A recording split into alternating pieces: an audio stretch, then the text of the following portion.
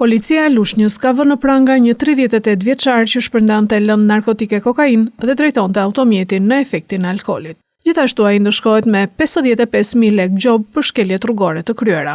Në automjetin dhe banesën e tij u gjetën 33 doza kokain gati për shitje. Dozat u sekuestruan bashkë me automjetin, një peshore elektronike dhe 4 celular.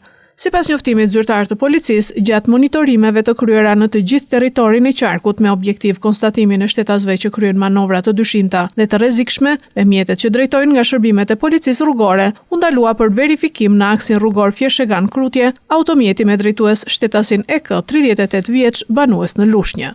Nga testi i bërë, rezultoi se 38 vjeçari e drejtonte automjetin në efektin e alkoolit dhe nga verifikimet e mëtejshme rezultoi se nuk e kishte pajisur automjetin me siguracion. Për të dyja shkeljet u ndëshkua me masa administrative në total 55.000 lekë gjob. Mëtej u kryen kontrolle në automjet dhe në banes ku ju gjetën në total 33 doza lëndë të dyshuar narkotike kokain dhe një peshore elektronike.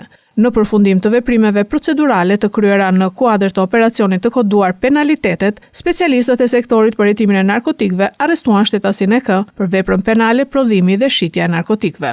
Materialet procedurale u referuan prokurorisë së Fierit për veprime të mëtejshme.